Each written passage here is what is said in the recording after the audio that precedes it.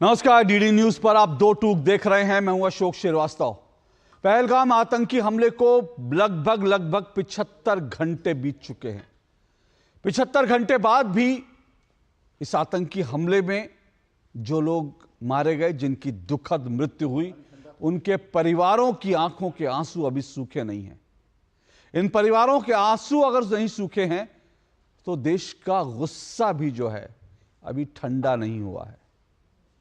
और इसीलिए गुस्सा सिर्फ देश के लोगों में नहीं है, बल्कि देश की सरकार में, सत्ता में बैठे लोगों में और विपक्ष में भी गुस्सा तो दिखाई दे रहा है। और इस गुस्से को लेकर सरकार लगातार एक्शन में है, क्योंकि सरकार ने ऐसा लगता है तय कर लिया कि इस बार पाकिस्तान को मुंह तोड़ जवाब जरूर देना है। इस बार आतंकवादियों को मुंह तोड़ जवाब जरूर देना है, क्योंकि आतंकवादियों का काम तमाम करने का संकल्प जो है प्रधानमंत्री नरेंद्र मोदी बिहार की धरती से ले चुके हैं और सरकार लगातार एक्शन में है। अभी तो 75 घंटे हुआ, लेकिन इससे पहले से भी अगर आप देखेंगे तो सरकार ने पाकिस्तान को वीजा को लेकर, दूसरी तरफ जो है सिंधु जल बंटवारे को, जो जल संधि थी, उसको लेकर सरकार ने कुछ बड़े ऐलान कर दिए हैं। उन ऐलानों के बाद से लगातार सरकार हरकत में। आज भी दिल्ली में एक बड़ी इंपॉर्टेंट बैठक हुई। आज दिल्ली में जो सिंधु जल संधि को स्थगित करने का सरकार ने फैसला लिया है, उसको लेकर आज एक बहुत अहम बैठक हुई और उस बैठक में बताया जा रहा है कि तमाम तरह की योजनाएं बनी कि कैसे इस बात को लेकर के कैसे तय किया जाए, कैसे इस बात को पुख्ता किया जाए कि जब जल संधि को स्थगित किया गया है तो पाकिस्तान को बूंद बूंद पानी के लिए तरसाया जाए, पाकिस्तान जो है घुटने पर लाया जाए। और इसलिए कई तरह की स्ट्रैटेजी पे काम चल रहा है कि लॉन्ग टर्म स्ट्रैटेजी क्या हो सकती है, शॉर्ट टर्म क्या हो सकती है, मिड टर्म स्ट्रैटेजी क्या हो सकती है। लेकिन सरकार ने यह तय कर लिया है कि पानी पाकिस्तान अब नहीं जाएगा, बल्कि उस पानी का किस तरह से भारत में ही बेहतर प्रयोग हो सकता है, उसको लेकर विकल्पों पर बात होगी। उधर पाकिस्तान तमाम तरह की धमकियां दे रहा है, गीदड़ भभकियां दे रहा है। वो सिंधु जल समझौते को स्थगित किए जाने को लेकर कह रहा है कि इस मामले को लेकर वो वर्ल्ड बैंक में जाएगा, वो चीन से गुहार लगाएगा कि चीन भारत का पानी बंद कर दे। इस तरह की गीदड़ भभकियां, धमकियां लगातार दी जा रही हैं। पाकिस्तान के कुछ नेता तो, कुछ हुक्मरान तो बाकायदा परमाणु बम की धमकी दे रहे हैं, परमाणु बम की धमकी दे रहे हैं। यह सब कुछ चल रहा है। लेकिन अगर 75 घंटे बाद की अगर बड़ी तस्वीर मुझे बतानी हो तो 75 घंटे बाद की जो बड़ी तस्वीर है वो दरअसल यह है, गद्दारों पर हो रहा है प्रहार और दहशत में पाकिस्तान। यह इस वक्त की 75 घंटे बाद की बड़ी तस्वीर है। दहशत में पाकिस्तान, गद्दारों का काम तमाम। हालांकि यह शुरुआती कदम है, शुरुआती कदम है। इस पहलगाम आतंकी हमले में जो 2 कश्मीरी गद्दार आतंकवादी इस हमले में शामिल थे, जिन्होंने, खबरें यह भी हैं कि जिन्होंने दरअसल अपने घर पर इन आतंकवादियों को पनाह दी, या इन आतंकवादियों को दरअसल उनको हर तरह से उनको मदद करी कि कैसे रहना है, कहां रहना है, क्या उनको खाना आएगा, कैसे पूरी योजना को अंजाम दिया जाएगा। जिन लोगों ने ऐसा किया उनको लेकर के उनके घर जो हैं आज जमींदोज कर दिए गए। प्रधानमंत्री नरेंद्र मोदी ने कहा था मिट्टी में मिलाएंगे, तो मिट्टी में मिलाने की शुरुआत हो गई। तो भारत में एक्शन, लेकिन पाकिस्तान में है टेंशन। 75 घंटे बाद बड़ी खबर यह है, पहलगाम आतंकी हमले में शामिल जो 2 गद्दार थे उनके घर मिट्टी में मिला दिए गए हैं। दूसरी तरफ जम्मू कश्मीर में door to door search operation चल रहा है, बाकायदा search operation door to door चल रहा है। आतंकवादियों को और उनके पनाहगारों को घर घर घुसकर तलाशा जा रहा है। सेना ने जैसे संकल्प ले लिया है कि घर घर घुसकर जो भी आतंकवादी है उनको मारेंगे। हर घर से अफजल निकलेगा तो हर घर में घुसकर अफजल को मारेंगे। यह इस वक्त की बड़ी खबर जो है आपको बता रहा हूं। और इस बीच जो पाकिस्तानी सेना के एक अधिकारी ने कहा है कि इस पूरे आतंकी हमले के पीछे पाकिस्तान के सेना अध्यक्ष का हाथ है। यह और कोई नहीं कह रहा, बल्कि ये पाकिस्तान की सेना का एक पूर्व मेजर कह रहा है ये इस वक्त के बड़ी एक्शन है। और साथ साथ बड़ा एक्शन आपको यह भी बता दूं, मैं क्यों कह रहा हूं कि पाकिस्तान दहशत में है। वो इसलिए क्योंकि सेना का इधर भारत का ऑपरेशन जारी है, तो दूसरी तरफ क्या हो रहा है? दूसरी तरफ हो यह रहा है कि खबरें आ रही हैं, पाकिस्तान की तरफ से खबरें आ रही हैं कि डरे हुए पाकिस्तान ने आतंकवादियों के लॉन्च पैड को, जी हां, जो पीओके में या जो बाकी जगह पर आतंकवादियों के लॉन्च पैड हैं, उन्हें खाली करवाया जा रहा है। यह इस वक्त की बड़ी खबर आ रही है। पाकिस्तान ने जो आतंकवादी संगठनों के कमांडर है, पाकिस्तानी सेना उनको सुरक्षित ठिकानों पर ले जाने में लगी है, क्योंकि पाकिस्तान को भी इस बात का एहसास है कि भारत इस बार छोड़ेगा नहीं, और इसीलिए आतंकवादियों को सुरक्षित ठिकानों पर पहुंचाने का काम पाकिस्तानी सेना कर रही है। पाकिस्तानी आतंकवादियों के लॉन्च पैड खाली करवाए जा रहे हैं। इसीलिए मैंने कहा कि पाकिस्तान इस वक्त दहशत में है। वो समझ गया है कि भारत की ओर से कड़ा एक्शन, बड़ा एक्शन होने वाला है। और इस सब के बीच पाकिस्तान के रक्षा मंत्री का एक बयान भी वायरल हुआ है। पाकिस्तान के रक्षा मंत्री ने दरअसल एक ब्रिटिश चैनल को दिए इंटरव्यू में बातों ही बातों में इस बात को स्वीकार कर लिया कि दरअसल डर्टी गेम, यानी आतंकवादियों को पनाह देने का, आतंकवादियों को पालने पोसने के काम में वो 30 साल से लगा हुआ है। और ऐसा उसने इसमें पाकिस्तान के साथ साथ अमेरिका का नाम ले लिया। उसने कहा अमेरिका के लिए, वेस्ट के लिए हम इस तरह के डर्टी गेम करते रहे। आज पाकिस्तान के डर्टी गेम पर तो बात होगी, लेकिन भारत में भी एक डर्टी गेम चल रहा है। भारत में भी एक डर्टी गेम चल रहा है, और वो है ब्लेम गेम चल रहा है भारत में। अब तक जो लोग एकता की बातें कर रहे थे, वो धीरे धीरे अपने बिलों से निकल रहे हैं। कोई लोग कह रहे हैं कि ये इसमें मोदी सरकार का हाथ है, कुछ लोग कह रहे हैं ये स्क्रिप्टेड है, कुछ लोग पाकिस्तान के आतंकवादियों को बचाने की कोशिश कर रहे हैं। आज दो टूक में इन सब पर चर्चा होगी, क्योंकि जिस दिन से पुलवामा आतंकी हमला हुआ है, दो टूक में मैं बार बार आपसे कहता रहा हूं, पाकिस्तान से तो हम निपटेगी सरकार, लेकिन हम आम भारतीयों को भारत के अंदर बैठे गद्दारों से सावधान रहने की जरूरत नहीं, बल्कि उनसे निपटने की भी जरूरत है। यह वक्त भी आ गया है। तो आज गद्दारों पर भी बात होगी जो भारत की सीमाओं के अंदर बैठे हैं, और पाकिस्तान को और पाकिस्तान में जो आतंकवादी उनको बचाने का काम करे, सब पर चर्चा करेंगे। लेकिन इस बीच एक इंपॉर्टेंट बात मैं और आपको एक एक करके दिखाता हूं, बताता हूं। दरअसल राहुल गांधी आज कश्मीर गए, बड़ा अच्छा किया। कश्मीर गए और वहां पर वो लोगों से मिले जिससे एक कश्मीरी व्यक्ति की मृत्यु हुई थी, और उसके बाद हॉस्पिटल में जाकर वो एक पीड़ित से भी मिले। कैंडल मार्च निकालने की भी बात आ रही है कि राहुल गांधी कैंडल मार्च निकालेंगे, बहुत अच्छी बात है। लेकिन इस बीच राहुल गांधी ने जो बयान दिया, उन्होंने कहा कि हम सरकार के साथ खड़े हैं, लेकिन उनके बयान का एक हिस्सा बहुत आपत्तिजनक था। वो हिस्सा आपको सुनना चाहिए। और फिर कह रहा हूं, राहुल गांधी अगर दिखा रहे हैं कि सरकार के साथ खड़े हैं, भारत के साथ खड़े हैं इस आतंकी हमले में, तो फिर उनके बयान का यह हिस्सा कहां से आया, किसके इशारे पर आया, यह चर्चा भी जरूर करेंगे। राहुल गांधी का यह बयान सुनिए, क्योंकि राहुल गांधी ने एक बार फिर से झूठ बोला है। सुनिए जरा।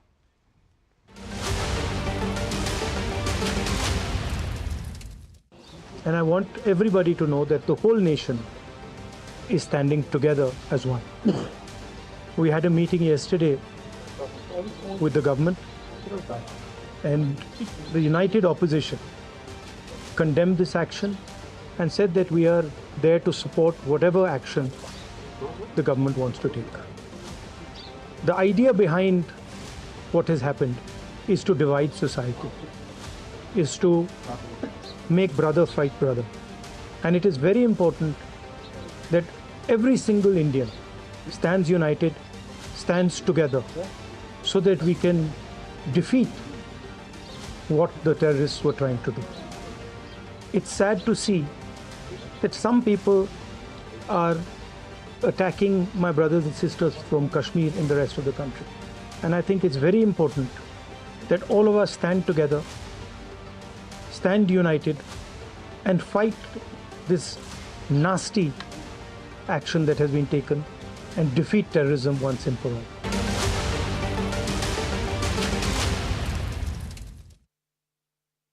राहुल गांधी ने बहुत अच्छी अच्छी बातें करी, लेकिन उनके बयान का एक हिस्सा बेहद आपत्तिजनक है जो पूरी तरह से फेक है। मैंने आपको दिखाया, राहुल गांधी जब बोल रहे थे तो इस तरह की मैंने आपको लगातार फेक खबरें दिखाई। ये एक फेक प्रोपेगेंडा भारत में चलाया जा रहा है, भारत नहीं बल्कि पाकिस्तान के इशारे पर भारत और दुनिया भर में चलाया जा रहा है कि भारत के अंदर कश्मीरी भाई बहनों पर हमले हो रहे हैं। राहुल गांधी ने इसी फेक एजेंडे को उठा लिया, जबकि यह एजेंडा पूरी तरह से झूठ है। ऐसी कोई रिपोर्ट नहीं हुई है, देश के किसी हिस्से में ऐसी रिपोर्ट नहीं हुई है, लेकिन उसके बावजूद राहुल गांधी किसका एजेंडा चला रहे, सवाल पूछा जाना चाहिए। राहुल गांधी का एक एजेंडा है तो पाकिस्तान का भी एक प्रोपेगेंडा है, वो भी आपको सुनाता हूं। पाकिस्तान की तरफ से एक फेक वीडियो जो है पोस्ट किया गया है, वो वीडियो भी देखिए आपको किस तरह से वो फेक वीडियो है। एक भारत के ही एक सोशल मीडिया एक्टिविस्ट ने उस फेक को पकड़ा और यह साबित किया कि कैसे वो एक पाकिस्तानी है जो भारतीय सेना के अधिकारी के नाम से झूठ बोल रहा है। ये पाकिस्तान का प्रोपेगेंडा देखिए।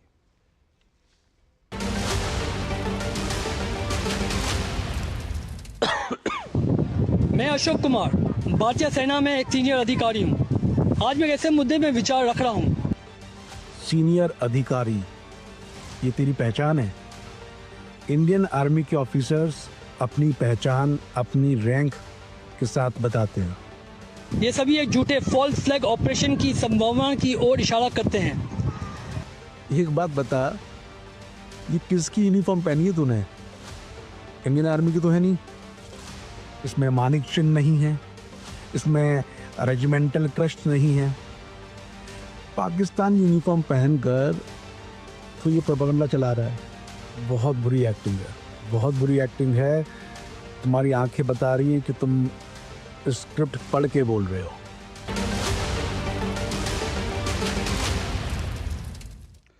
तो अंशुल सक्सेना ने इस पाकिस्तान के झूठ को पकड़ा। कांजी मलिक नाम का एक पाकिस्तानी सेना का पिट्टू है जिसने ये वीडियो बनाया और सेना का खुद को भारतीय सेना का अधिकारी बताया, लेकिन उसका झूठ जो है वो पकड़ा गया। लेकिन हुआ क्या, भारत में बैठे बहुत सारे लोग सुबह से लगातार इस फेक वीडियो को भारत में बढ़ा रहे हैं कि भारतीय सेना की तरफ से कहा जा रहा है कि ये जो हमला है, जो आतंकवादी हमला है, ये तो जो कुछ ना कुछ गड़बड़ है, इसमें भारत सरकार की तरफ। भारत में बैठे लोग इस पाकिस्तानी प्रोपेगेंडा को आगे बढ़ा रहे हैं। इन गद्दारों से निपटने का भी वक्त है।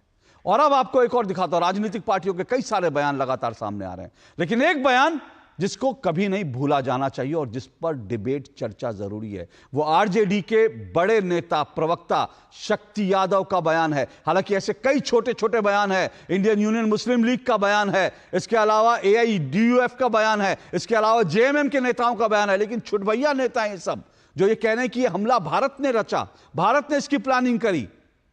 लेकिन तेजस्वी यादव के करीबी शक्ति यादव क्या कर रहे हैं यह सुनिए, लेकिन साथ साथ आपको वो भी सुनवाऊंगा। शक्ति यादव जिस पुलवामा की बात कर रहे हैं, वो पुलवामा जो है दरअसल कैसे उसको पाकिस्तान ने कुछ स्वीकार, सुनिए जरा।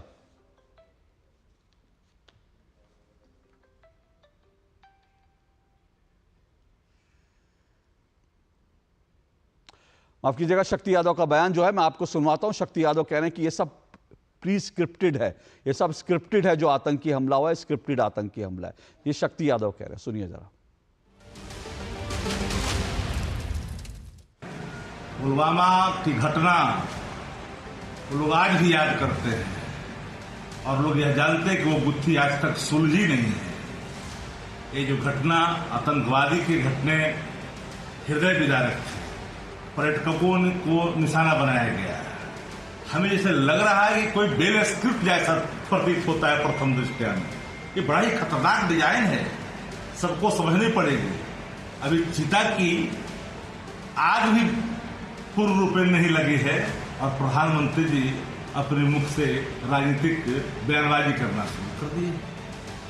में जो कामयाबी है, पुलवामा में जो हमारी कामयाबी है, वो इमरान खान की क़यादत में इस कौम की कामयाबी है। उसके हिस्सेदार आप भी सब हैं, उसके हिस्सेदार हम भी सब हैं।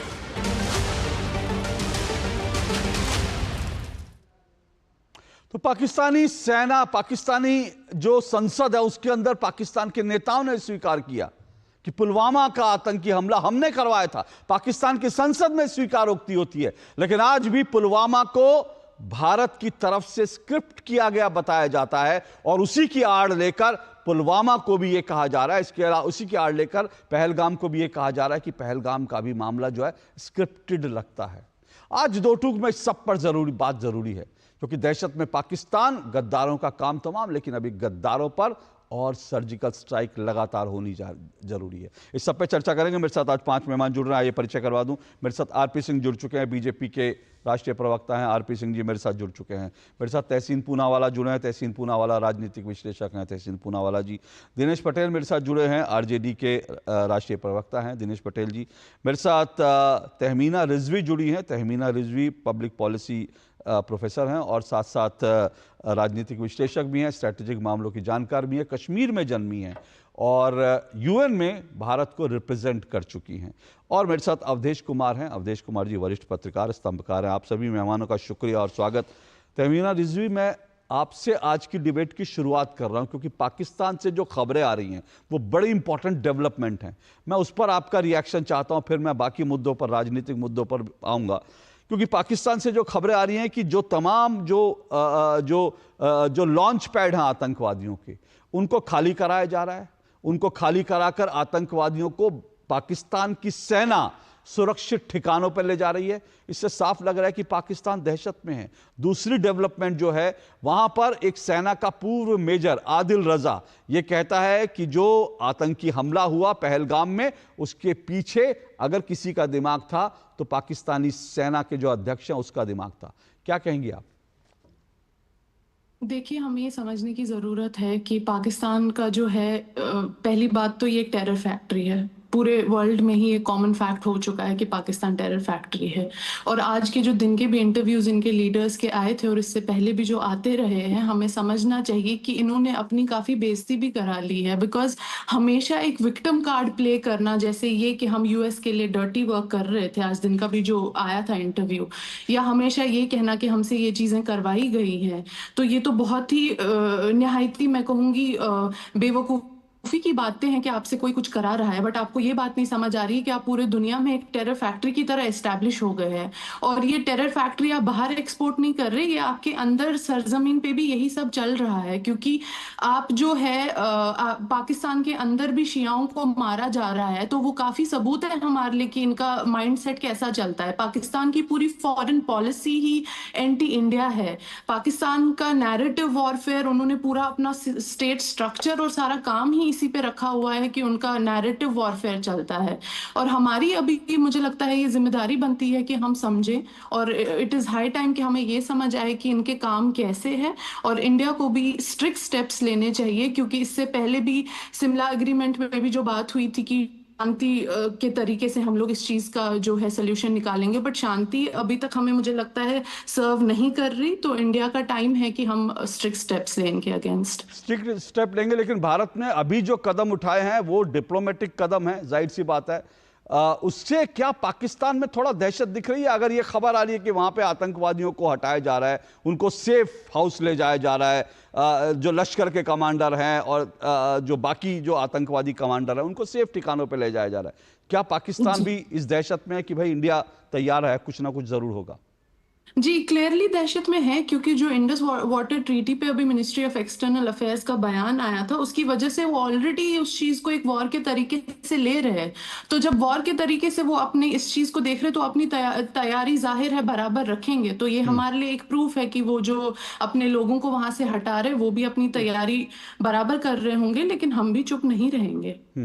जाहिर सी बात है। और इस बीच एक और जो बड़ी खबर आ जाई है, वो बड़ी खबर ये भी है कि रूस ने अपने नागरिकों के लिए एडवाइजरी जारी की है कि पाकिस्तान की यात्रा न करें। रूस की तरफ से एडवाइजरी जारी हुई, अपने आप में जो है ये इंपॉर्टेंट है, बहुत इंपॉर्टेंट है कि रूस अपने नागरिकों को कह रहा है कि पाकिस्तान की यात्रा ना करें।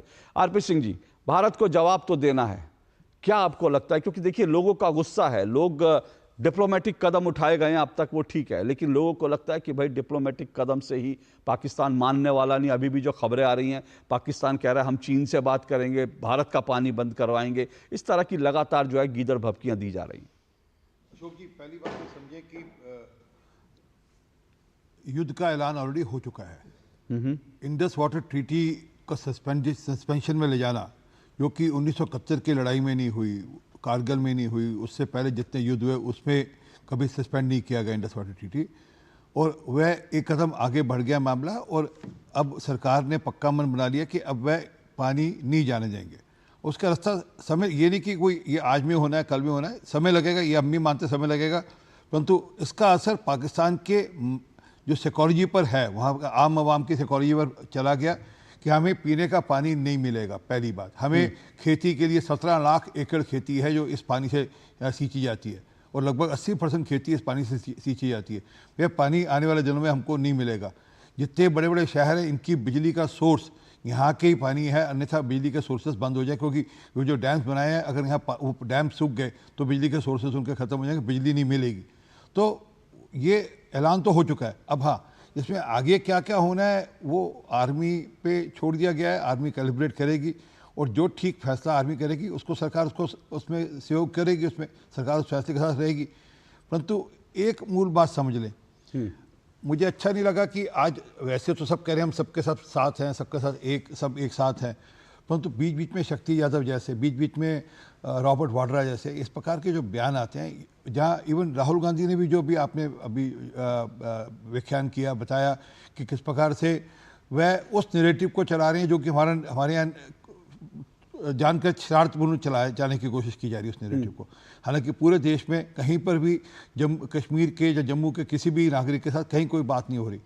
उल्टा कश्मीर में नागरिक आगे निकलकर सड़कों पर है, वह कह रहे हैं कि हम इस सारा जो मामला हुआ है इसके विरोध में है, और ये भी है कि वह ये भी कह रहे हैं कि हमारे बीच की काली भेड़ें हैं, उनको चिन्हित करके उनको सज़ा भी दी जाए, और सरकार ने सज़ा देनी शुरू कर दी।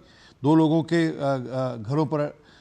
घरों के बीच में बम पाए गए, और घरों पे आग लग गई, उनमें अटैक हुए, उन पे एक घर को शायद नस्ताबून भी किया गया। परंतु ये तय हो गया कि आज कश्मीर में भी और कश्मीर के बाहर भी मन एक है। कुछ काली भेड़ें हैं, वो मानते हैं, उनको चिन्हित किया जा रहा है। जो आपने कहा होम टू होम सर्च हो रही है, घर घर पे कोमिंग हो रही है, उस पर सर्च हो रही है, उसका असर दिखेगा, उसका नतीजा निकलेगा। मैं सिर्फ इतना अपेक्षा करता हूँ कि कश्मीर के जो मेरे साथी हैं, मैं 1992 से कश्मीर में काम करता रहा हूँ, और 2011 तक मैंने काम निरंतर किया है। तो वहाँ पे जो लोग हैं, आज मेरी अभी भी आने से पहले अभी आपको एक वीडियो दिखा दूंगा, आने से पहले बात हुई, आज भी लाल चौक पर काले झंडे लगाए गए, लोगों ने खुद काले झंडे लगाए, सरकार ने कहीं उसका किसी पार्टी का किसी को कुछ नहीं। वहाँ के लाल चौक के जो शॉपकीपर्स हैं काले झंडे लगाए। वो अपना ये मानस ठीक रखें, और अपने बीच की जो काली भेड़ें हैं उनको चिन्हित करें, उनको पुलिस को या आर्मी को या जो फोर्सेस हैं वहाँ पर उनको वो हवाला करें। जाहिर सी बात है, कश्मीर से तो पॉजिटिव खबरें ही हैं, लगातार पॉजिटिव खबरें जो आप बता रहे हैं, और इसमें कोई दो राय नहीं। कश्मीर में पहले जो है, जब भारत के तरफ से कोई जाते था, भारत के दिल्ली से जब बड़े नेता जाते थे, तब वहां काले झंडे लगाए जाते थे, लेकिन आज आतंकवाद की दरवाजे बंद, मुंह पे बंद कर दिए जाते थे। बिल्कुल हाँ, वैसे वीडियो है कि भारत से जो भारतीय नेता हैं वो जब गए कश्मीर में गए तो वहां पर उनके मुंह पे दरवाजे बंद कर दिए गए। लेकिन जो काली भेड़ें हैं, तहसीन पूनावाला, उन काली भेड़ों को आइडेंटिफाई करना जरूरी है, क्योंकि देखिए, हम ऐसा नहीं हो सकता कि पाकिस्तान का तो प्रोपेगेंडा चलेगा, लेकिन हम पाकिस्तान के प्रोपेगेंडा में भारत में बैठे लोग जो है उसमें जो है आग में घी का डालने का काम करते रहे, तो ऐसे तो नहीं चलेगा ना। जी, सबसे पहले तो अशोक जी, आपकी शो में मुझे शिरकत करने का मौका मिला, इसलिए शुक्रगुजार हूँ। सभी जितने भी हमारे भाई है जिन्होंने अपनी जान गंवाई है, उन सबको, उन सबके परिवारों को, परिजनों को, उन सबके रिश्तेदारों को मैं नमन करता हूँ और अपना कंडोलेंसेस देना चाहता हूँ, और सभी भारतीयों को कंडोलेंसेस देना चाहता हूँ। 2 या 3 चीजें हमें समझना बेहद जरूरी है। सबसे पहला कि हमें अगर आतंकवाद से लड़ना है तो आतंकवाद को आइडेंटिफाई करना होगा। ये इस्लामिस्ट टेररिस्ट थे, इस्लामिस्ट आतंकवाद थे, जिन्होंने धर्म देखकर मारा है। ये बात बिल्कुल सही कि 2 ऐसे हमारे लोकल मुसलमान भाई जिनको भी जो शहीद हुए, लेकिन जो ऑब्जेक्टिव था ये बिल्कुल हिंदुओं को टारगेट करने का था। ये पाकिस्तान के जो आर्मी जनरल का स्पीच हुआ, जो एक हेट स्पीच था, उसके चलते हुए ये हुआ है। तो सबसे पहली बात, हमें इसको आइडेंटिफाई करके उसको कॉल आउट करना चाहिए। ये महज एक आतंकवाद की घटना नहीं है, एक आतंकवाद की घटना है हिंदुओं को टारगेट करने की, काफिरों को टारगेट करने के लिए जो शब्द काफिर इस्तेमाल होता है, ये सबसे पहली बात है। तो अगर लड़ना है तो इस चीज को आइडेंटिफाई करना होगा। दूसरी चीज, ये बात बिल्कुल सही है कि एक इंफॉर्मेशन वॉरफेयर होगा। देखिए, जो मिलिट्री वॉरफेयर होगा, इकोनॉमिक वॉरफेयर होगा। इकोनॉमिक वॉरफेयर सरकार लड़ेगी, मिलिट्री वॉरफेयर भारत की सेना लड़ेगी। और आज तक जितने भी पाकिस्तान ने मिस एडवेंचर करे, चाहे जिसकी भी हुकूमत, जिसकी भी सरकार रही हो भारत में, पाकिस्तान हमेशा वो जंग हारी है, चाहे वो 65 की 48, 65, 71 वगैरह वगैरह, कारगिल। अन्यथा हाल में जब मोदी जी प्रधानमंत्री बने तो जो हमने बालाकोट एयर स्ट्राइक्स किया, या हमने जो सर्जिकल स्ट्राइक्स किए यूपी के अंदर। लेकिन एक और नया पहलू वॉरफेयर के अंदर शुरू हो गया, वो है इंफॉर्मेशन वॉरफेयर। और इंफॉर्मेशन वॉरफेयर में हमें बहुत ही अलर्ट होना होगा कि कोई भी इंफॉर्मेशन को मिसयूज ना किया जाए जिसके कारण भारत में तनाव हो। जैसे, और मैं आपके शो पे बधाई देना चाहता हूं उत्तराखंड के डीजीपी दीपम सेठी जी को।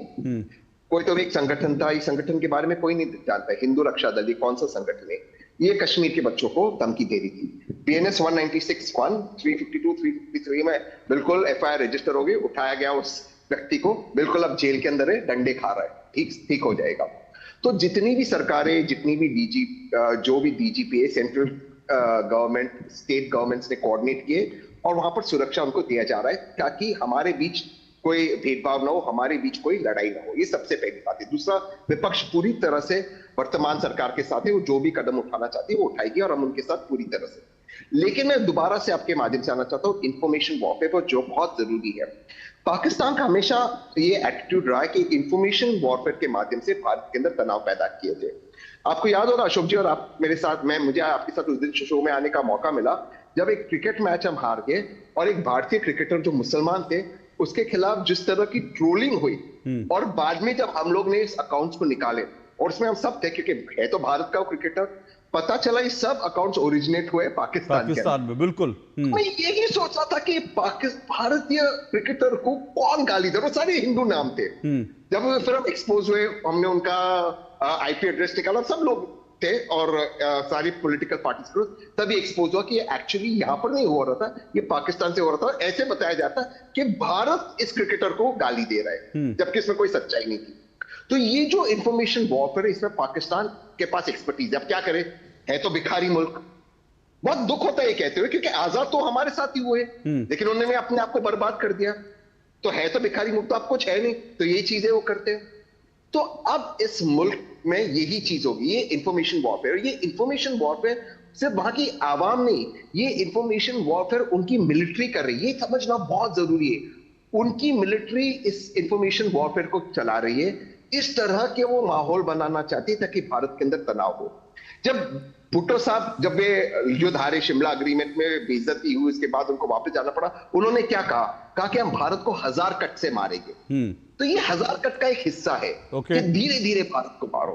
तो हमें बहुत अलर्ट होना पड़ेगा।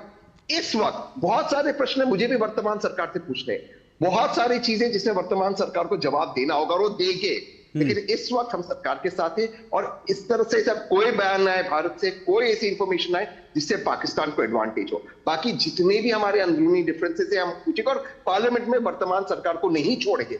बहुत टफ सवाल हम पूछने वाले, इंटेलिजेंस से बार इंटेलिजेंस फेल, पर वो सब हम बाद में पूछेंगे। इस वक्त पाकिस्तान को हराना बेहद जरूरी है। और दूसरी चीज, पाकिस्तान जो बार ये धमकी देता है कि पाकिस्तान को, चाइना है भारत, जी पाकिस्तान को हराना देखिए जरूरी है, लेकिन सवाल है कि मैं फिर बार यही कह रहा हूं कि देखिए पाकिस्तान तो ठीक है, सेना हमारी इतनी कैपेबल है, उसके पास क्षमता है, पाकिस्तान को तो हम इलाज कर लेंगे, लेकिन भारत में जो गद्दार बैठे हैं उनका इलाज कैसे करेंगे, मैं इस पर आऊंगा। लेकिन उससे पहले एक बात RP सिंह जी जो अभी तहसीन जी ने कहा, उन्होंने कहा इंफॉर्मेशन वॉरफेयर है, और उसमें जो है भी देखिए सिर्फ हमको सीमा पर या LOC पर नहीं लड़ना है, इंफॉर्मेशन वॉरफेयर है, उसमें भी तो लड़ना जरूरी है। मैं देख रहा हूं सुबह से ऐसे जो है लगातार अभी जो है इस तरह की चीजें सामने आ रही हैं कि जिसको लेकर के लगातार चिंता होती है कि भाई ऐसे झूठ जो हैं कुछ लोग, और ये आइडेंटिफाई हो गया कि कुछ लोग, लेकिन उनके खिलाफ कोई एक्शन नहीं। कम से कम भारत के तमाम जो मंत्रालय हैं उनको इस इंफॉर्मेशन वॉरफेयर में अपनी हिस्सेदारी निभानी चाहिए ना।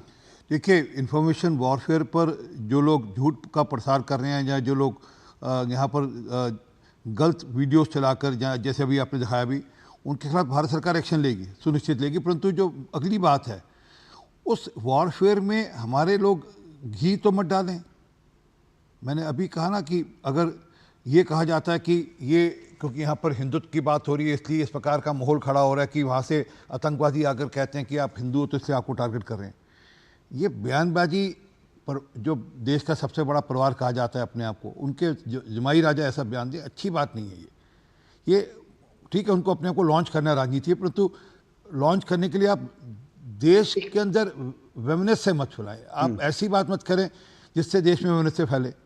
और इसमें भी कोई तहसीन ने माना, इसमें कोई शक नहीं है कि टारगेट तो इसलिए किया गया कि वो हिंदू हैं, कोशिश भी की गई कि यहाँ पर माहौल ख़राब किया जाए, और टारगेट कर कहकर टारगेट किया गया कि मतलब पेन टू टारगेट किया गया।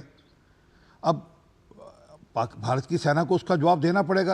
और मैं तो आज आपके माध्यम से ये भी कहना चाहूँगा, भारत की सेना को निवेदन करूँगा कि अगली बार कोई आतंकवादी पकड़ा जाए तो उसको ये मत सोचे कि ये कोई धर्म से है, किसी से, वो आतंकवादी है, उसको दफनाने की मत करिए ना प्रक्रिया जी, उसको जलाइए ना। एक मिनट, जैसे अमेरिका ने ओसामा बिन लादेन को समुद्र में मछली को लिए डाल दिया था, अब उसके ऊपर है कि उसको आगे दोजख मिला, जन्नत मिली, 70 हूरें मिली नहीं मिली, ऐसे जितने यहाँ पर पकड़े जाएं उनको आप थोड़ा सा सूअर के घी में जरा भूनिए उनको, और समझ लग जाएगा कितना आगे जाकर 70 हूरें और कितनों को आगे जाकर जन्नत मिलेगी। तो ये जो दिमाग में ये जो इंफॉर्मेशन चलाने वाला मामला है, इसका जवाब भी हमको अलग अलग ढंग से भी देना पड़ेगा। ठीक है, तहसीन जल्दी से रिस्पॉन्ड कीजिए। देखिए, मैं आरपीएन सिंह जी की सारी बातों से इत्तेफाक करता हूँ। एक चीज, आरपीएन सिंह 72 है, 70 नहीं है, 70 है, बट उसको छोड़ देते। देखिए, मैं एक सरकार को यहाँ पर दोष देना चाहता हूँ। अब मैंने जबरदस्ती उत्तराखंड का नाम लिया क्योंकि वो बीजेपी राज्य है। जो वहां के डीजीपी अच्छा काम किए, ये हिंदू रक्षा दल में इसका थोड़ा इसकी जांच कर रहा था, कौन सा दल है, कहां से आया, ये क्या आरएसएस से या संघ परिवार से जुड़ा है, कुछ नहीं है, ये कहीं से खड़ा हो गया, इन्होंने धमकी दी, चाहे पब्लिसिटी की। अब इतना अच्छा काम किया, इन्होंने अरेस्ट किया, अब सरकार इस चीज को पब्लिसाइज नहीं करी। मैं विपक्ष में होते सरकार की तारीफ करो, फिर लोग कहते हैं आप उस साइड जा रहे हो। आप करो, ये डालिए इंफॉर्मेशन, कश्मीर के बच्चे, हमारे बच्चे, हमारे भाई बहन, ये थोड़ा, ये देखिए, ये ठीक है। तहसीन आपकी इंफॉर्मेशन वॉर लड़ना है तहसीन आप इस वक्त। ओके तहसीन, जो आपने कहा आपकी सारी बातों से सहमत होता, लेकिन उन्होंने एक बात की, उन्होंने कहा कि भाई देखिए ऐसे, और जब ये बात ठीक है कि आपने कहा इस्लामिस्ट आतंकवादी, लेकिन कई लोगों ने तो यही मानने से इनकार कर दिया। कई लोग तो जिस तरह के बयान दे रहे हैं, आपने तो माना, असदुद्दीन ओवैसी मान रहे हैं कि उनको हिंदू कहकर टारगेट किया गया, लेकिन कल से जो है सुप्रिया सुले कह रही है कि ये तो एक फायरिंग इंसिडेंट था। उसके बाद टीएमसी के एक और नेता अनिल देशमुख आते हैं, वो कहते हैं नहीं आपको कैसे पता चला कि हिंदू हो, तो वो लोग, ऐसी खबरें नहीं है। शत्रुघ्न सिन्हा आते हैं, कहते हैं तो गोदी मीडिया कर रहा है। मतलब इस देश में ऐसे लंबी फेहरिस्त है नेताओं की जो इस सच को स्वीकार नहीं कर रहे। आप सच को छिपा के किसको छुपाना चाहते हैं? और फिर आपको सवाल है सरकार से, आपको हक है सरकार से सवाल पूछने का, लेकिन हमको भी यह हक है इस बात को पूछने का कि रॉबर्ट वाड्रा किस हैसियत से, रॉबर्ट वाड्रा ने जो बयान दिया किस हैसियत से दिया, और उसके पीछे क्या मंशा थी, क्या वो साबित करना चाहते थे, किसके हाथ में खेल रहे थे? ये सारे सवाल हमारे सामने है ना। तो दूध का धुला कोई नहीं है, सवाल सबसे होने चाहिए, सवाल सबसे होंगे, और इसीलिए आरजेडी से भी सवाल होगा। डॉक्टर दिनेश पाल, ये स्क्रिप्टेड लगता है? शक्ति यादव के बयान को लेकर क्या आरजेडी की तरफ से कोई अभी तक कोई रिएक्शन आया? आरजेडी ने क्या इसका खंडन किया? आपसे जानना चाहता हूं, अगर किया और मेरी जानकारी भी नहीं हो तो बताइए कि तेजस्वी यादव ने आकर कहा नहीं आरजेडी, ये जो शक्ति यादव का बयान है बिल्कुल बेहुदा बयान है, पार्टी इसके साथ नहीं खड़ी। क्या ऐसी कोई बात हुई है क्या? पहले तो आपको शुक्रिया कि आपने जोड़ा हमको, और सभी का अभिनंदन। सबसे पहले तो जितने लोग मारे गए हैं उनके परिवार के प्रति संवेदना व्यक्त करता हूं और घटना की निंदा करता हूं। आज बिहार के राजधानी पटना समेत सभी जिला मुख्यालयों पे इंडिया गठबंधन के जितने भी दल हैं सभी ने एक साथ कैंडल मार्च निकाला, क्योंकि पूरा देश इस घटना के बाद दुखी है और सरकार के और देश के साथ है, सेना के साथ है। आप जिस बात पे, मुद्दे पे आपने जो भूमिका बनाया इस शो से पहले जिसमें, उस पे आपने एक बार भी यह जिक्र नहीं किया कि चूक कहां हुई। आपने किरण रिजिजू के उस बयान का जिक्र नहीं किया जिसमें उन्होंने शुरू में चूक की बात कही थी, बाद में 50 सेकंड का वीडियो कट कर दिया गया उनका। आपने निशिकांत दुबे जो सांसद है भाजपा के, उनके बयानों का आपने जिक्र नहीं किया जो उन्होंने कि सांप्रदायिक और विवादित बयान दिया। निशिकांत दुबे ने, एक मिनट, निशिकांत दुबे जी ने कहा कश्मीर को लेकर कोई बयान दिया? उन्होंने आज ट्वीट पर नहीं, मैं पूछ रहा हूं, मैं जो स्पेसिफिक पूछ रहा हूं, कश्मीर के विषय में निशिकांत दुबे जी का कोई बयान है? उसी से जुड़ा हुआ, उसमें मेंशन किया साफ उन्होंने कि 25 मैं से वापस 29 रिपीट तक कर रहा हूं, वापस रिपीट आप कर रहा हूं, दूसरा- मेरा चैलेंज स्वीकार करिए। निशिकांत दुबे जी का कोई कश्मीर से संबंधित कोई बयान है जैसे शक्ति यादव उसी का से- आया है? उसी से संबंधित बयान है, उन्होंने नीचे कैसे लिखा है आपने अनुच्छेद- नहीं नहीं ये आपने संबंध- कैसे निकाला उसी से जुड़ा बयान है? कैसे निकाला आपने? कैसे पढ़िए, निकाला उन्होंने- आपने? कश्मीर उन्होंने में जो कहा- हत्या हुई उससे पहले का बयान है, उसके बाद का बयान है? उनके बाद का बयान है, और अनुच्छेद जो दिखा उन्होंने अनुच्छेद 26 को लेखा। मैं कल भी मेरी डिबेट में निशिकांत दुबे के बयान का जिक्र हुई थी और मैंने पूरा उसको पढ़ के सुनाया। उसमें क्या आपत्तिजनक है भाई? उन्होंने अपनी एक राय रखी, उनको राय रखने का अधिकार है, उसमें क्या आपत्तिजनक है? एक मिनट सुनिए, सुनिए दिनेश पाल जी, सुनिए मेरी बात, सुनिए मेरी बात। आप किसी के विचार कुछ भी हो सकते हैं। कोई चाहता है कि संविधान में संशोधन, अरे राहुल गांधी ने भी कहा हम संविधान में संशोधन करके 50% से ज्यादा आरक्षण कर देंगे, तो क्या राहुल गांधी के बयान को हम इसके लिए जिम्मेदार ठहराएं? सुनिए मेरी बात, संविधान, एक मिनट मेरी बात सुनिए। संविधान को लेकर के, आपके संविधान में संशोधन को लेकर सबकी अपनी अपनी राय हो सकती है और देश में डेमोक्रेसी है। 1975 का आपातकाल नहीं है कि आपको अपनी राय व्यक्त करने का। लेकिन मैं आपसे पूछ रहा हूं, यह बात जो है खुले तौर पर जो है बैठक के बाद किरण रिजिजू ने कहा कि हां चूक हुई, हम इसकी जांच करवाएंगे। सरकार ने माना और हमने भी कल दिखाया था सरकार ने माना। लेकिन मैं ये पूछ रहा हूं, शक्ति यादव अगर सरकार की चूक का सवाल उठाते तो हमें कोई तकलीफ नहीं थी। आप सुरक्षा में चूक का सवाल उठाते, कोई तकलीफ नहीं थी। लेकिन वो कहना क्या चाह रहे हैं? वो कहना चाह रहे हैं कि बिहार में चुनाव है इसलिए भारत सरकार ने आतंकी हमला कराया। ये शर्मनाक बयान है कि नहीं है? बिल्कुल और आप नहीं इसको बोला डिफेंड उन्होंने। नहीं कर रहे। उन्होंने ये बात बिल्कुल नहीं बोला। उन्होंने क्या बोला? उन्होंने कहा स्क्रिप्टेड है। स्क्रिप्टेड का मतलब क्या होता है? आप बोलिए। धैर्य तो रखिए, एक मिनट उनके बात में हम आ रहे थे। बोलिए, हमने कहा स्क्रिप्टेड का कैंडिडेट मतलब मार्च क्या निकाला। होता है? आपने निशिकांत दुबे का जिक्र नहीं किया। मैंने कहा स्क्रिप्टेड का मतलब क्या होता है? आपने स्क्रिप्टेड बात नहीं, किसी बात शक्ति यादव के बयान से भागिए मत। शक्ति यादव के बयान पर जवाब दीजिए और जवाबदेही आपकी है। उनके बयान पे हम आ रहे हैं, आप चुप रहे, पहले सुनिए हमारी बात भी। नहीं, आप शक्ति यादव के बयान पे बोलिए ना, मैं चुप रह के सुनूंगा आपकी बात। शक्ति यादव के बयान पे बोलिए, बोलिए शक्ति यादव के बयान पे जिक्र कीजिए। उन्होंने भी बयान दिया या इस्तीफा की बात की। मैं शक्ति यादव के बयान की बात कर रहा हूं। शक्ति यादव के बयान पे बताइए, क्या पहलगाम का आतंकी हमला स्क्रिप्टेड था? और अगर स्क्रिप्टेड था तो स्क्रिप्ट किसकी थी बताइए? शक्ति यादव का बयान जो था उसका पूरा बात को सुनिए और जिक्र कीजिए। मैंने पूरा सुन लिया, दोबारा सुना दूं क्या? तो सुनिए, हम सुना बता तो रहे हैं, मेरी बात को सुनिएगा कि नहीं सुनिएगा पहले बताइए। बोलिए। आप बुलाए, सुनिए पहले।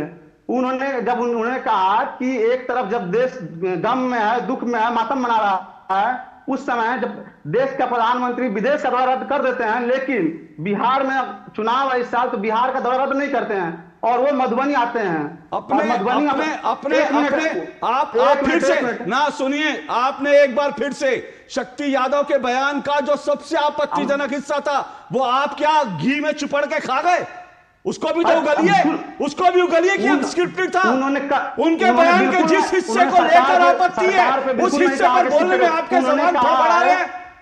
वो हिस्सा बताइए क्या था? वो हिस्सा बताइए क्या था? जैसे सुनिए, आपको नहीं पता तो मैं बताता हूं। उन्होंने कहा जैसे पुलवामा में आतंकी हमला हुआ और उसी तरह से उसका आज तक पता नहीं चला। अरे पुलवामा के आतंकी हमले के सारी चीजें सामने हैं, उन्होंने उसको जोड़ा और कहा कि यह स्क्रिप्टेड लगता है। आप तो कह रहे हैं पुलवामा का सब कुछ सामने है, तो बताइए ना आरडीएक्स कहां से आया था? आज तक पता चला 300 किलो आरडीएक्स कहां से आया? आगे आरडीएक्स कहां से आया था? आगे आरडीएक्स कहां से आया था? मैं बताता हूं आरडीएक्स कहां से आया था। मैं बताता हूं आरडीएक्स कहां से आया था। अब सुनिए आरडीएक्स कहां से आया था, हिम्मत है तो सुनिए। आरडीएक्स उसी पाकिस्तान से आया था जिस पाकिस्तान को बचाने के लिए शक्ति यादव ने बेहुदा शर्मनाक बयान दिया। उसी आरडीएक्स वहीं से आया था जहां से आतंकवादी आ जाए थे और जिस आतंकवादियों को आप लोग बचाने की कोशिश कर रहे हैं। बिल्कुल ये शर्मनाक बयान है आप लोगों का, शर्मनाक बयान है, शर्म आनी चाहिए। छोटा सा ब्रेक ले रहा हूं, ब्रेक के बाद आऊंगा। सुनिए, अगर हिम्मत हो तो उनके इस बयान को, जो बेहुदा बयान है, उस बयान को जरा बताइएगा। उस पर डिफेंड करने के लिए कुछ हो तो इधर उधर मत भागिए। ये दो टूक बात होगी, शक्ति यादव के बेहुदे बयान की बात होगी, बार बार बात होगी। छोटे से ब्रेक के बाद आ रहा हूं मैं। सस्ते वाले दाल मसाले स्वाद हुआ बेकार, MDH की हल्दी मिर्ची धनिया करे कमाल। ये रंग दे, ये खुशबू दे, ये तीखा, ये कम पड़े, क्या निराला MDH मसाला। जो लक्ष्य चुना था समझ आने लगा है। GLA यूनिवर्सिटी, उच्च लक्ष्य की निश्चित प्राप्ति। कम समय में ज्यादा मुनाफा, बस एक क्लिक में। कमाल है। अनजान लिंक्स पर क्लिक मत कीजिए। RBI कहता है जानकार बनिए, सतर्क रहिए।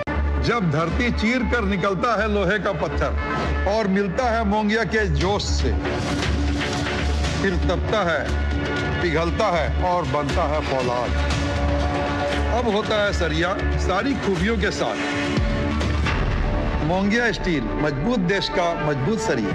शादी का किचन महके जहां, गोल्डी किचन किंग मसाले हो वहां। गोल्डी लाई है फ्रेश लॉक टेक्नोलॉजी, जो रखे मसालों को हर समय फ्रेश। दो टूक आप देख रहे हैं, दो टूक में हम चर्चा कर रहे हैं दहशत में पाकिस्तान और गद्दारों का काम तमाम। दो गद्दारों का काम तमाम हुआ, लेकिन अभी और बहुत से गद्दार हैं जिनका काम तमाम करना। अभी भी वो गद्दार हालांकि मारे नहीं गए हैं, उनका मरना भी जरूरी है। बहुत जरूरी है कि सेना उनको उस ठिकाने पे पहुंचा जाए जिस ठिकाने के लिए वो बेचारे तरस रहे हैं। लेकिन आज जो चर्चा दहशत में पाकिस्तान है, और पाकिस्तान के रक्षा मंत्री ने डर्टी गेम स्वीकार किया कि पाकिस्तान 30 साल से डर्टी गेम है। लेकिन मैं भारत के डर्टी गेम की भी बात कर रहा हूं। भारत में जो लोग पाकिस्तान को बचाने के लिए बेहुदा शर्मनाक बयान दे रहे हैं, मैं उनकी भी बात कर रहा हूं। सरकार से सवाल पूछिए, बिल्कुल पूछिए। सरकार स्वीकार कर चुकी है कि इसमें कहीं ना कहीं चूक तो है, क्योंकि चूक नहीं होती तो इतना बड़ा आतंकी हमला कैसे होता। संसद में, संसद के बाहर सरकार से सवाल पूछिएगा, बिल्कुल आपको अधिकार है। लेकिन कम से कम पाकिस्तान को बचाने की कोशिश मत कीजिए। अवधेश कुमार जी, क्या ये बयान जिस तरह, एक मिनट रुकिए दिनेशपाल, मैं आप ही के बयान पर मैं आ रहा हूं, एक मिनट, मैं आप ही के बयान, मैं उन्हीं के बयान पर, शक्ति यादव के बयान पर। आप मेरी कोई बात नहीं सुने अभी। मैं अभी आप कितना समय दूंगा आपको? पूरा दिन आपको मैंने इतना समय दिया। अभी मैं दोबारा आपके पास आऊंगा आपके पास। सोच लीजिएगा उनके बयान का हिस्सा, और अगर सुनना चाहते हैं तो उनके बयान का हिस्सा दोबारा निकला के सुना दूंगा। मैं सुना हूं। उन्होंने सुनिए, मैंने कहा दोबारा आपके पास। देखिए पुलवामा हमला एक भारत के इतिहास के ऐसे मोड़ पर हुआ है कि अब इसमें तूतू मैमे में समय गंवाने वाले लोग गंवाएंगे, इतिहास के कूड़ेदान में फेंक दिए जाएंगे। आप बहुत ज़्यादा मतलब इनको एक्सपोज करना बहुत जरूरी है। कारगिल का युद्ध जब हो रहा था तो इस देश में कांग्रेस पार्टी, बाकी पार्टियां, आपको याद है, टीवी पर बैठ के डेली प्रश्न उठाती कि सुरक्षा चूक, गुप्तचर चूक, फलाना चूक। और उस साल सोनिया गांधी जी के नेतृत्व में कांग्रेस ने इतिहास की सबसे कम 112 सीटों पर, आप उससे कम कभी सीट नहीं आई थी। तो देश समय पर बताता है। ऐसे लोग इस समय जब पूरे देश में एक केवल गुस्सा नहीं है, पूरे देश में यह भाव है प्रतिशोध के साथ साथ कि हमको इससे मुक्ति पानी है। अब आगे इस प्रकार की घटना नहीं हो, उसके लिए हमको जो कुछ भी अपने बलिदान देना पड़ेगा, देंगे। आम लोगों का संकल्प है। तो आरजेडी को अगर कूड़ेदान में जाना है तो आप क्यों उसकी चिंता कर रहे हैं? करें। राहुल गांधी जी वहां गए और कांग्रेस जो है अपने ट्विटर हैंडल पर, एक्स हैंडल पर देखिए 8 सवाल पूछ रही है। सुरक्षा चूक कैसे हुई, क्यों मारे गए, अमित शाह इस्तीफा देंगे, प्रधानमंत्री स्वीकार करेंगे, शुरू हो गया है। विपक्ष के सवाल पूछने का नहीं, सुनिए, अरे भाई ऐसे नहीं होता है सर। ऐसा है, विपक्ष को कांग्रेस पार्टी अगर यही देखे तो जम्मू कश्मीर पर क्या कांग्रेस पार्टी को सवाल पूछने का हक है? तब तो पीछे भी जाया जाएगा ना। सवाल तो यही है ना कि अब उसमें भी जाएगा कि आपको अधिकार है क्या पीछे जाने का। आपने तो अपने घोषणा पत्र में उन्होंने डाला था कि हमारी सरकार आएगी तो सैनिकों की संख्या कम कर देंगे, अफस्पा हटा देंगे। डाला था कि नहीं डाला था? 370-35 से वापस लेंगे। 370 छोड़ दीजिए। तो जो पार्टी वहां से अफस्पा हटाने की बात कर रही है, सुरक्षा बलों की संख्या कम करने की बात कर रही है, और इस समय कह रही है कि सुरक्षा बलों की संख्या कम घटा दिए, तो इस पर अगर हम फंसते हैं ना, देखिए इस समय की परिस्थिति यह है कि अब देश एक बड़ा निर्णय करने की ओर बढ़ रहा है, और एक बदला हुआ भारत दिखाई दिया है, बदला हुआ जम्मू कश्मीर दिखाई दिया है, और जम्मू कश्मीर के संदर्भ में बदली हुई दुनिया भी दिखाई दी है। एक देश बताइए जिसने पाकिस्तान के साथ सहानुभूति व्यक्त की हो, इंक्लूडिंग मुस्लिम कंट्रीज। ईरान और बाकी जैसे देश ने भी भारत के साथ कहा है, और बाकी देश केवल खड़े हैं। वैसे प्रधानमंत्री ने शुक्रिया कह दिया कि जिन्होंने साथ दिया, और प्रधानमंत्री ने जब 2018 में भी कहा था कि भैया उसको सबक सिखाना पड़ेगा। और एक लाइन और बोला था जो आजकल लोग भूल जाते हैं कि पाकिस्तान को मैं कटोरा लेकर भीख मांगने को मजबूर कर दूंगा। आप याद करिए। बिल्कुल। और पाकिस्तान कटोरा लेकर भीख मांगने को मजबूर हो गया। बिल्कुल तो बिल्कुल। अब इस समय जो यासिफ मुनीर का बयान था उसमें जो थी सबसे खतरनाक बात जो थी वो ये थी कि दुनिया में 2 ही देश कलमा पर बने। देखिए वो भी कलमा की बात कर रहा था, यहां भी कलमा। एक मोहम्मद साहब ने रियासत जो है तैयबा बनाया था और उसके 1300 साल बाद इस्लाम और कलमा पर केवल पाकिस्तान बना है। तो पाकिस्तान तो उसी कलमा के आधार पर कह रहा है कि जो जम्मू कश्मीर, इसलिए उस हमारा हिंदुओं के साथ उसके साथ तो कोई है ही नहीं, हमारा लक्ष्य ही अलग है। और जम्मू कश्मीर तो हमारे लिए नस है, गर्दन की नस है, तो सेना की नस जरूर है। तो जो उसने कहा है, उसने एक बड़े वार की घोषणा की है। भारत में 22-23 करोड़ मुसलमान हैं हमारे यहां। उसने कोशिश की है कि भैया ये तो हमारा कलमा पर खड़ा स्टेट है, उसी ढंग से हम जम्मू कश्मीर को बनाना चाहते हैं। और प्लान में मैं जान के कलमा प्रभाव, जान के इस मुसलमान का नाम लेकर के और भारत के अंदर भी एक विभाजन पैदा करो। तो एक जो बड़ा गेम इस समय पाकिस्तान ने खेलने की कोशिश की अपने बचाव में कि इसको इस्लाम का वार बनाना है, सेना ने अपने बचाव में। और वो अमेरिका, आज तो आप देखा नहीं वहां अमेरिकी विदेश विभाग के प्रवक्ता ने पाकिस्तान पत्रकार को डांट दिया, उसका जवाब नहीं दिया। बिल्कुल। उसने सवाल किया, जवाब नहीं दिया कि डोनाल्ड ट्रंप साहब ने स्पष्ट कर दिया और हमने स्पष्ट किया है कि इस लड़ाई में हम भारत के साथ हैं और अमेरिका के पास भी इसकी सूचना है। तुलसी गबार्ड ने इसे इस्लामी आतंकवाद बताया है, उसने कहा इस्लामी आतंकवाद नहीं है। लेकिन पाकिस्तानी पत्रकार ने जब सवाल किया तो उसका चेहरा देखिए उस समय वहां क्या कहा है। और तहसीन पूनावाला जी बात करें, देखिए ऐसा है, पुलवामा अटैक के समय जब कश्मीर के बच्चों ने उत्तराखंड में और चंडीगढ़ में जब स्कूल में जश्न मनाए थे तो उन पर हमले हुए थे और उसके कारण इस बार भी था, इस बार सुरक्षा की गई है, उन लोगों ने जश्न नहीं मनाया है। और हमने कभी सोचा नहीं था कि एनसी जिले जिले में प्रदर्शन करेगी। बिल्कुल। अमित शाह जी वहां रात में गए हैं, कुछ तो बोले होंगे ना भाई कि अब दिखाओ तुम्हारे लिए भी समय आ गया, ऐसे थोड़े करते एकदम। और जब एनसी ने जिले जिले में करना शुरू किया है तो महबूबा मुफ्ती जिनके दिल से तो नहीं निकली होगी आवाज, उनको भी सड़क पर आना होगा। ये फैक्ट है इस बार अशोक जी कि कश्मीर में एक बड़े वर्ग को इससे गुस्सा हुआ है, उसके कारण है सबने लोन ले लेकर, नहीं बैंकों से लोन ले लेकर, सुनिए, लोन ले लेकर 3-3 जीप खरीदा, किसी ने घोड़े खरीदे हैं, टट्टू खरीदे हैं, सब लोगों ने पूंजी लगाया है। तो कल तक थोड़े बहुत जिनके समर्थन भी था उनको लगा कि अब तो हम पूरी तरह नष्ट हो जाएंगे, हमारे पास कोई चारा ही नहीं है। देखिए कश्मीर का तो मूड माहौल सब अब इस समय जो लास्ट बात मैं कह रहा हूं, देखिए लास्ट हमारी सुना, बहुत लास्ट में आऊं। देखिए वार का मतलब जो है ना, वार परमानेंट नहीं होता है। वार का कोई एक टारगेट और लक्ष्य होता है जो हम अचीव करते हैं। मई में ही इंदिरा गांधी ने बुला के जनरल मानेक शॉ को और उनको बताया था कि भी हमको बांग्लादेश पर कार्रवाई करना है। उन्होंने कहा नहीं, ऐसे नहीं कर सकते हैं, उसकी पूरी तैयारी हमको टारगेट तय करके और सही समय पर करना होगा।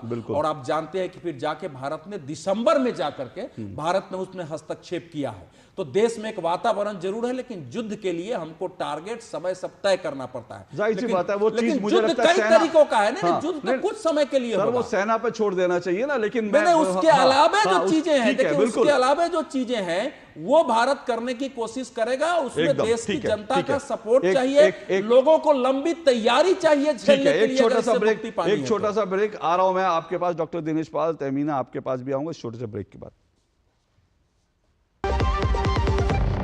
आपके घर के खाने में रेस्टोरेंट जैसा स्वाद ले आए MDH का शाही पनीर मसाला। पनीर को क्या मस्त बना डाला।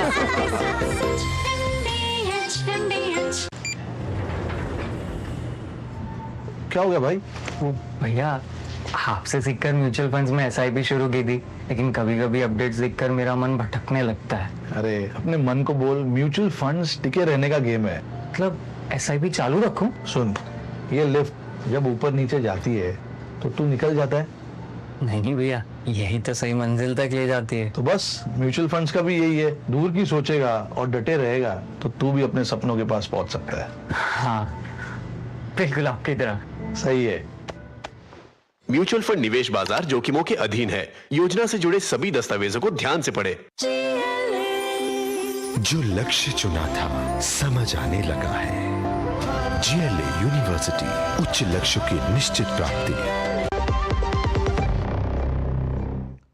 चलिए दो टुक आप देख रहे हैं, दो टुक में हम चर्चा कर रहे हैं। दहशत में पाकिस्तान, गद्दारों का होगा काम तमाम। और पाकिस्तान से जो खबरें आ रही हैं वो लगातार ये है कि पाकिस्तान दहशत में है। भारत क्या कदम उठाएगा उसको लेकर पाकिस्तान डरा हुआ है, सहमा हुआ है, इसके तो साफ संकेत मिल रहे हैं। भारत में भी गद्दारों का काम तमाम करने की शुरुआत जो है हो चुकी है। कश्मीर में अभी भी जो खबरें आ रही हैं, इस वक्त भी वहाँ डोर टू डोर जो है सर्च ऑपरेशन चल रहे हैं। इन सब के बीच सर एक मिनट, मैं आ रहा एक मिनट रुकिए सर, रुकिए आप दीजिए, रुकिए, मैं डॉक्टर पाल के पास जाइएगा। मैं तो बड़े साथ ठीक है शक्ति यादव दे दिया और आरजेडी के प्रवक्ता मैं भाई बोल के खड़ा रहा है। अब दीजिए एक मिनट, शक्ति यादव का बयान ऐसे ही नहीं आया होगा। नहीं वो तो फिर असम में एक विधायक अरेस्ट हुआ है ना, हाँ तो फिर क्या चाहते हैं? असम में यही पुलवामा का बयान दिया है, को भी अरेस्ट करने वाली बात कर, बिल्कुल अरेस्ट होना चाहिए। ओके डॉक्टर दिनेश पाल बोलिए डॉक्टर दिनेश, मैं आपसे फिर कह रहा हूँ एक मिनट, मेरा एक छोटा सा सबमिशन, उसके बाद आप बोलिए। मेरा सिर्फ मैं कह रहा हूँ कि शक्ति यादव का जो बयान जो उन्होंने पुलवामा से जोड़ा और ये कहा कि ये स्क्रिप्टेड था, वो वाकई उसके आगे पीछे आप कुछ भी कहते रहिए, सरकार से सवाल पूछिए, आपको अधिकार है, सब चीजों का अधिकार है, लेकिन इस तरह का बयान देना पाकिस्तान को बचाव करना है और कुछ नहीं। बोलिए। बिल्कुल नहीं है, ऐसा मैं नहीं मानता। और जैसा कि अवधेश जी ने भी कहा कि जिस तरह से वो हमला किए, लग रहा था प्लान वे में आए थे, उनका भी कहना उसी तरह का था कि जिस तरह 5-6 किलोमीटर लगभग ऊपर था, चढ़ के जहां जा सकता था, पैदल खच्चर से लोग जाते हैं, वहां पर पहुंच के और आराम से अगर पूछ के मार रहे हैं, जैसे कि कभी भी हमला होता है तो पाकिस्तान का था ना, वो तो आतंकवादियों का था। पुलवामा से जोड़ करके ये कहना कि स्क्रिप्टेड लगता है। बिहार में चुनाव आ रहे हैं, उन्होंने ही नहीं कहा सरकार का, उन्होंने कहा कि जिस तरह से वो आराम से पूछ के मार रहे थे, जैसे लग रहा था उनको एकदम पूरा प्लान। दिनेश पाल जी अगर आपको समझ आ गया है कि शक्ति यादव के बयान को आप जो है इस तरह से दे रहे हैं, तो मुझे लगता है शक्ति यादव भी अगर ऐसे ही सोचने लगेंगे जो आप सोच रहे हैं, तो बहुत अच्छी बात है। कम से कम पाकिस्तान के बचाव करने का काम मत कीजिए, ये मैं हाथ जोड़ के निवेदन कर रहा हूं। पाकिस्तान का बचाव मत कीजिए, क्योंकि अवधेश जी ने सही कहा, पाकिस्तान का बचाव करेंगे तो पब्लिक उठाकर कूड़ेदान में फेंक देगी। आज जो भी पाकिस्तान का सपोर्ट करेगा, देर सवेर उसको उठाकर कूड़ेदान में फेंक दिया जाएगा। इस बात की तैयारी रखिए, इस बात की तैयारी रखिए।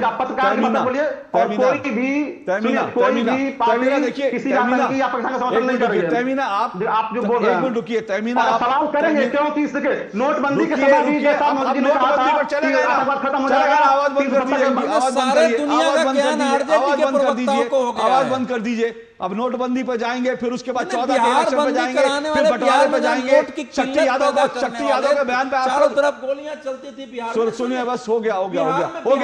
शक्ति यादव हो गया सर, हो गया। मुझे आगे बढ़ने दीजिए। मैं तमीना आपके पास आ रहा हूं। देखिए, कश्मीर में इस बार जो है बहुत चीजें बदली हुई दिख रही हैं।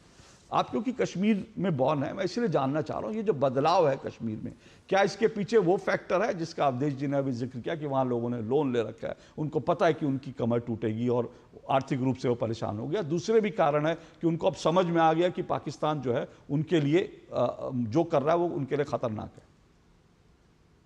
मुझे लगता है बहुत बड़ा मुद्दा ये है कि पिछले 5 साल से जो कश्मीर ने डेवलपमेंट देखी थी, और वो सब उन्होंने देखा कि नॉर्मलसी कैसी दिखती है, तो उनको लगा कि पाकिस्तान इससे पहले हमारे साथ क्या कर रहा था, और वो चीजें जब उनको समझ आई हैं, तब जाके आज सारे कोनों से कश्मीरी निकले हैं और वो सबके साथ खड़े हैं। उन्होंने बोला हमारे हिंदू भाइयों के साथ ऐसा नहीं होना चाहिए।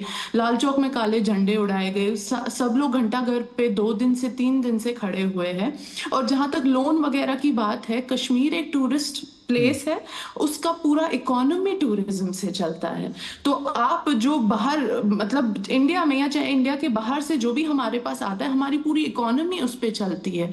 और अगर हमारे यहाँ मेहमान आना बंद हो गए तो हमारा काम बंद हो जाएगा। क्योंकि मैं बार बार कह रही हूँ, पिछले 5 साल से हमने देखा है कि इकोनॉमी और टूरिज्म का बूस्ट होते हुए कैसा लगता है। इनफैक्ट जब ये हुआ, ये चीज, मैं श्रीनगर में थी, अगर आप वहाँ बुलवार्ड एरिया में जाएंगे तो आपको दिखेगा कि आप बिल्कुल चलने की जगह नहीं, इतना ज्यादा होता है वहां पर, गार्डन खुला था। बिल्कुल। मैंने रात को 11 बजे वहां लोगों को शॉपिंग करते देखा। सड़कों के किनारे जो है, जैसे जनपथ होता है उस तरह से लोग शॉपिंग कर रहे थे रात को 11 बजे। बिल्कुल नहीं हो। हाँ, आपका नेटवर्क में प्रॉब्लम हो रही है। 11 बजे कश्मीर में दुकान, कश्मीर में लाल चौक में घूम सकने की कोशिश करते हैं। जी बिल्कुल बिल्कुल बिल्कुल, मैं कह रहा हूं यही बदलाव है। और तहसीन देखिए, ये बदलाव जो है ना, इसको लेकर के इसको समझने की जरूरत है, जिसका बार बार जिक्र हो रहा था। अगर आप बहुत इतिहास में जाएंगे तो ये भी मत भूलिए, इसी कश्मीर को लेकर 370 हटाने को लेकर विपक्ष ने जो राजनीति की थी वो देश कभी भूल नहीं सकता। कोर्ट में गए, ठीक है, अदालत में गए, वो सही है, लेकिन आप यूएन तक जिस तरह की प्रोपेगेंडा फैलाए गए, क्या वो सब चीजें लोग आज इतनी आसानी से भूल जाएं क्या? कि जहां तक सवाल है कि यहाँ पर जो टेररिस्ट ने जो किया, विपक्ष पूरी तरह से सरकार के साथ खड़ा है। और जितने भी विपक्ष के जिम्मेदार नेता है, जितने भी बड़े नेता है, चाहे वो श्री राहुल गांधी जी हो, कई अन्य नेता और जितने भी मुख्यमंत्री, सभी ने प्रधानमंत्री जी का पूरा साथ दिया। और ये क्रेडिट मैं माननीय प्रधानमंत्री जी को भी देता हूँ। ऑल पार्टी मीटिंग में उन्होंने खुलकर बात की। अब देश जी कह रहे हैं पूरी तरह से नहीं खड़ा, बहुत कुछ लोग, कुछ विपक्ष में भी काली भेड़े हैं। देश का मानव, देखिए वो तो फिर वर्तमान सरकार में भी ऐसे कुछ लूज कैनन्स और लूज माउथ है, तो वो तो दोनों तरफ है। अब हम जानते हैं कि विपक्ष सरकार के अंदर एक मिनिस्टर थे, 10 दिन पहले उनकी एक पार्टी थी। उन चीजों में नहीं जाना चाहता हूँ। सवाल हम इस पर फोकस करते हैं, जो पार्टी के मुखिया है, जो पार्टी के मुखिया है, जो मुख्यमंत्री है, जो प्रधानमंत्री, सारे एक ही पेज पे और पूरी तरह से यूनाइटेड है। लेकिन कुछ सवाल उठने जरूरी है। पहलगाम जो है कम से कम एलओसी से 200 किलोमीटर की दूरी पर है। आतंकवादी आए भारत के अंदर इस तरह की वेपनरी लेकर और चले गए। तो ये जो इस तरह का इंटेलिजेंस फेलियर है, उस पर ये सारे सवाल पूछने होंगे। बार-बार इंटेलिजेंस फेलियर कैसे हो रहा है? चाइना के साथ हुआ है हमारा इंटेलिजेंस फेलियर, उसके पहले पुलवामा में हमारा इंटेलिजेंस फेलियर हुआ था। तो कहीं ना कहीं इनके लिए, मैं ये नहीं कह रहा हूं कि हम माननीय प्रधानमंत्री को दोषी करें, माननीय अमित शाह जी को, लेकिन मैं आपसे जेन्युइनली पूछना चाहता हूं, बार बार इंटेलिजेंस फेलियर्स होते हैं, अजीत डोवल जी का क्या रोल है? मैं इसलिए उनका नाम ले रहा हूं। मेरा समय कम है, आरपी सिंह जी रिस्पॉन्ड कीजिए। आरपी सिंह, आज से 10 साल पहले तो हर हफ्ते इंटेलिजेंस फेलियर होता था, हर हफ्ते बम ब्लास्ट होते थे। हम मानते हैं, हमने तो मान्य किया कि इंटेलिजेंस फेलियर हुआ है, परंतु ये नहीं कि हम लगातार कुछ हो रहा है, ऐसे प्रेजेंट किए थे लगातार इंटेलिजेंस फेलियर हो रहा है, पहली बात। दूसरी बात, मैं फिर आपके शो से रिपीट कर रहा हूँ, ये जिहादी इस्लाम की लड़ाई है, हमको उस ढंग से ही लड़नी पड़ेगी जिस ढंग से उनको ठीक ढंग से जवाब जाएगा, जैसे ढंग से जिहादी इस्लाम के साथ लड़ा जा सकता है। इसमें कहीं सॉफ्टनेस की जरूरत नहीं होनी चाहिए। और मेरा एक रिक्वेस्ट और है राहुल गांधी जी से और उनके बाकी साथियों से, आप कृपा कर कर व्हाट्सएप की दुनिया के हिसाब से मत बयानबाजी करिए। आपको कुछ जानकारी चाहिए, आप तुरंत होम मिनिस्ट्री में फ़ोन करिए, जहाँ होम मिनिस्टर साहब से सीधी बात करिए, पूछ लीजिए भी ये ठीक है नहीं ठीक है। ये बयान दे देना कि जम्मू कश्मीर के बच्चों के साथ बाहर, या जम्मू कश्मीर के नागरिकों के साथ बाहर दिक्कत हो रही, ये ठीक नहीं है। कहीं पर भी कहीं इस प्रकार की चर्चा नहीं है, कहीं इस प्रकार का माहौल नहीं है। आपका बयान, क्योंकि अब विपक्ष के नेता भी हैं, इसलिए आपके बयान के चलते दिक्कत होती है। और इसी प्रकार से अनिल देशमुख जी का जो बयान आया, जिस प्रकार से जो एक AIUDF के MLA का जो बयान आया, और इसी प्रकार से जिस प्रकार से शक्ति यादव का जो बयान आया, ये सबके सब असल में क्या कि ये देश को जो एकजुट होकर आगे बढ़ना, लड़ना है। और ये लड़ाई अभी ये नहीं कि कोई हफ्ते 10 दिन की लड़ाई है, अब ये लड़ाई लंबी लड़ाई है और इसको लड़ना पड़ेगा। बिल्कुल लड़ना पड़ेगा, और बेहतर हो कि हम सब एकजुट होकर लड़ें, क्योंकि ये हमको एक ऐसे देश से निपटना है जो एकजुट न होने की परिस्थिति में कैसे काम करें, ये रणनीति बना के चलनी पड़ेगी। बात है स्पष्ट। चलिए, आज के लिए इतना ही। बहुत बहुत शुक्रिया सभी मेहमानों का। कल आपसे 2 टूक में मुलाकात होगी। नमस्कार।